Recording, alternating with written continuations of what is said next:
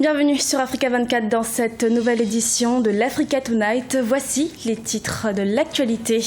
En Mauritanie, mobilisation pour garantir le succès du sommet de la Ligue arabe. Nouakchott, la capitale, a bénéficié de plusieurs aménagements pour l'occasion. Au Gabon, polémique autour d'une marche de l'opposition à Libreville. Avec nous pour en parler, Georges Mpaga, le président du réseau des organisations libres de la société civile pour la bonne gouvernance au Gabon. Et puis, le roi de la salsa béninoise était en concert à Paris. Michel Pinheiro et son orchestre, l'African Salsa Orchestra, ont fait vibrer le parc floral de la capitale française ce samedi. La Mauritanie est fin prête à accueillir le 27e sommet des chefs d'État et de gouvernement de la Ligue arabe prévu les 25 et 26 juillet. Ainsi, la capitale Nouakchott a fait peau neuve et la population, quant à elle, se dit satisfaite de l'organisation de ce sommet. Les détails avec El Hadj Ndiaye, notre envoyé spécial en Mauritanie. Après Sharm el-Sheikh en Égypte, c'est la ville de Nouakchott qui accueille le 27e sommet de la Ligue arabe. Pour la circonstance, la capitale mauritanienne a fait peau neuve avec de nombreuses rues, infrastructures publiques et privées rénovées. Nouakchott, qui organise pour la première fois une rencontre de ce type, a bénéficié de plusieurs aménagements, ce qui donne aujourd'hui une autre image à la capitale. Nous prions pour que le sommet se passe bien et nous en profitons aussi pour remercier notre président de la République qui a fait de Nouakchott une capitale prisée ces derniers temps. En tant que Mauritanien, je suis très content de ce sommet. Et je félicite le président de la République d'avoir pu organiser à son air, parce que l'histoire, depuis que la Mauritanie a eu l'indépendance, on n'a jamais organisé le sommet de la Ligue arabe.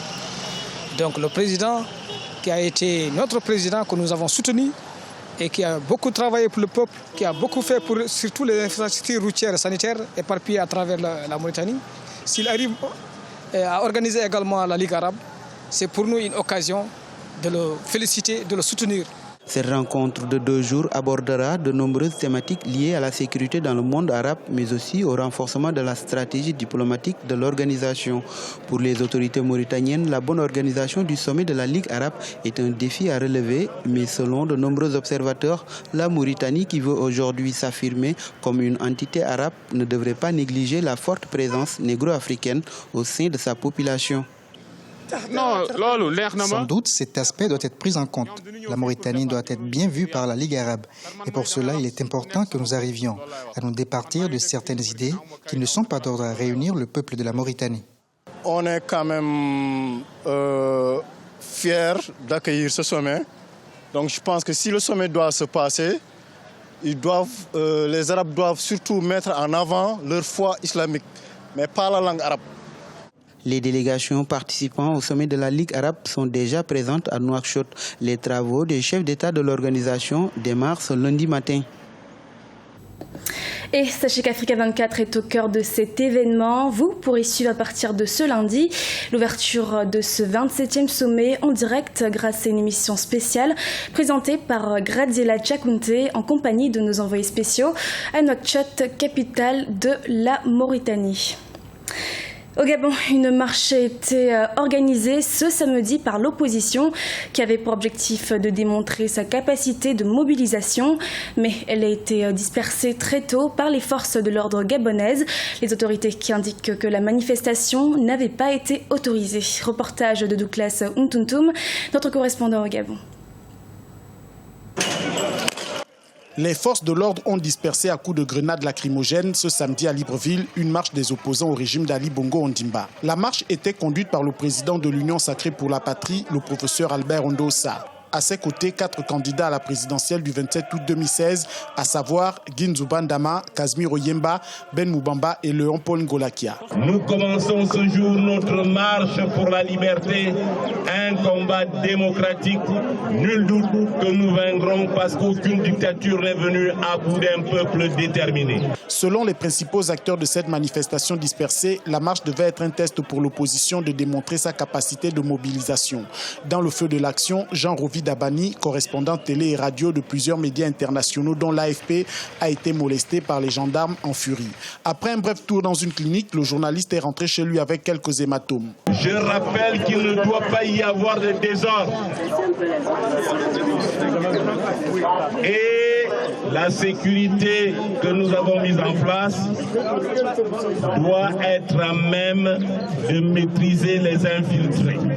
Le ministre de l'Intérieur, Pacome Moubélé, a affirmé que la marche n'était ni autorisée ni interdite et pour cause, les organisateurs n'ont fait qu'adresser une lettre d'information au ministre. Les organisateurs, quant à eux, affirment avoir respecté la loi, car celle-ci oblige plutôt les organisateurs à informer le ministre et non de lui demander une autorisation. Et avec nous pour en discuter, Georges Mpaga, le président du réseau des organisations libres de la société civile pour la bonne gouvernance au Gabon. Bienvenue, monsieur Georges Mpaga. Merci. Cette marche de l'opposition est-elle, selon vous, une provocation contre le pouvoir ? La marche de l'opposition relève de ce que nous appelons l'exercice des droits civils et politiques, des libertés fondamentales. La constitution gabonaise, qui repose pour l'essentiel sur le pacte international relatif aux droits civils et politiques, ratifié par le Gabon en 1983, autorise ce type de manifestation. Il appartient à l'autorité gouvernementale, c'est-à-dire au ministère de l'Intérieur, d'en être informé essentiellement. Donc c'est une marche normale, c'est l'expression de la démocratie, mais nous nous apercevons que depuis plusieurs semaines, le Gabon est soumis à une vague de répression, à une dégradation de l'exercice des droits civils et politiques, dont les principales manifestations sont les arrestations arbitraires, massives, suivies de procès expéditifs. Vous êtes à Paris, en France, avec la société civile. Pourquoi cette démarche alors que ces événements ne concernent que les Gabonais et se passent au Gabon ? Vous savez, le Gabon évolue dans la sphère de la gouvernance mondiale.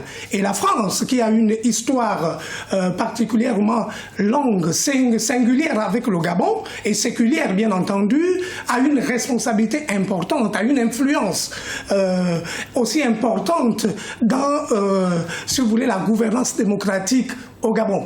Je suis donc là en mission de plaidoyer et de sensibilisation en faveur, si vous voulez, de la décrispation de la situation sociopolitique et dangereuse au Gabon. L'élection présidentielle est prévue le 27 août au Gabon.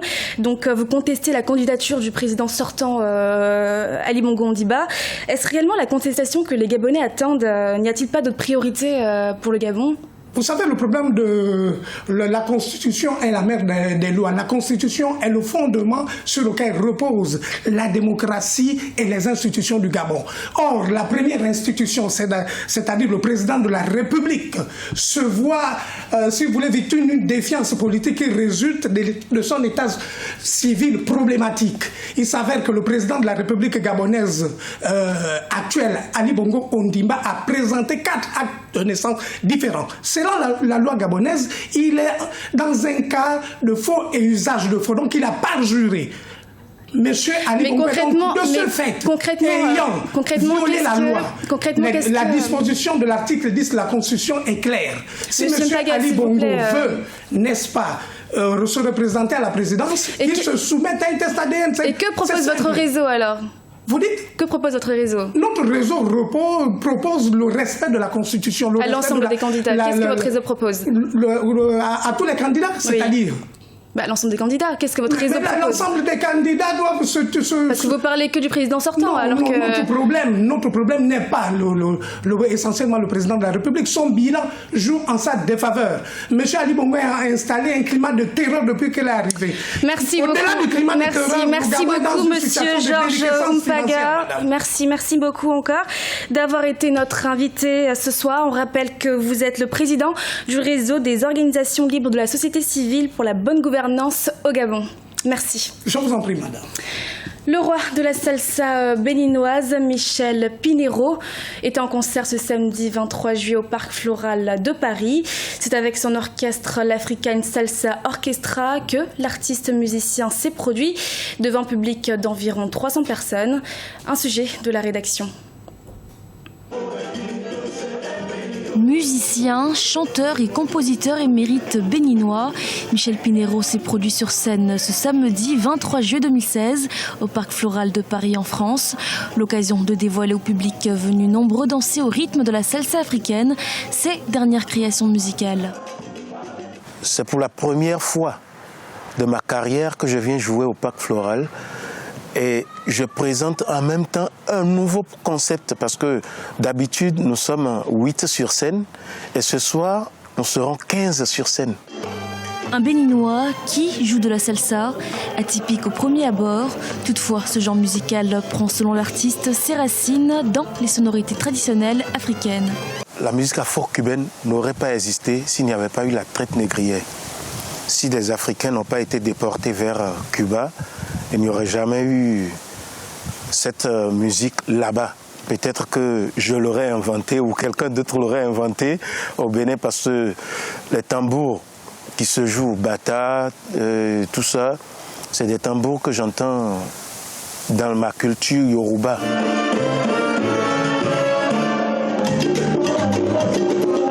C'était génial, c'était trop bien.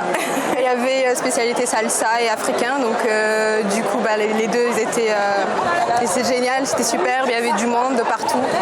C'était Paris quoi. Il est exceptionnel, hein. Il est super généreux. Un charisme, exactement. Ouais.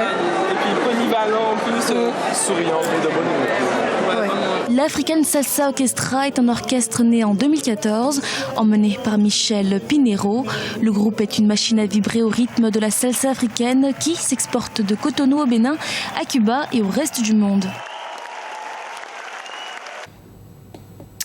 Une étoile est décédée ce vendredi à Paris. Il s'agit du styliste camerounais Patou Manga. Son style, le Patou Style, caractérisait sa personnalité et pouvait se qualifier de trendy ou encore d'intemporel. Natif de Douala, il aurait perdu la vie des suites d'un malaise cardiaque. C'était le journal de la rédaction. Nous vous remercions de votre fidélité. Et dans quelques instants, une nouvelle édition de l'actualité sur Africa 24.